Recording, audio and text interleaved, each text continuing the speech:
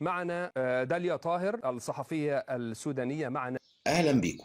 جريدة سودانية اسمها سودان فوق أكدت من خلال مصادرها إن لا صحة لإعادة المباراة بين فريق الأهلي المصري وفريق الهلال السوداني، وإن أقصى عقوبة في حالة إدانة وتجاوز أي طرف من الأطراف هي الغرامة المالية. وتعال نشوف التفاصيل. أهلا بيكم. لما نشرنا فيديو أو اتنين تقريبا عن بعض السلبيات من جمهور الأهلي المصري أو الهلال السوداني، ومهما تكون النتائج لا يمكن نسمح بأي غلط. عيب أوي الناس اللي بتدخل وتشتم في التعليقات. اتأكدوا لو الكاف هيحقق في الأحداث أقصاها غرامة مالية لأي طرف من الأطراف.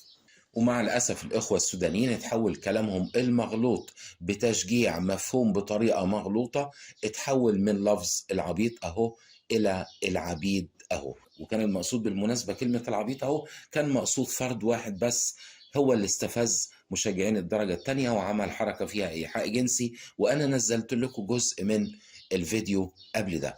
وقدموا بلاغ للكاف بيتهموا الجمهور بالعنصرية، ومع الأسف بيزرع الفتنة بين مصر وكل القارة الأفريقية.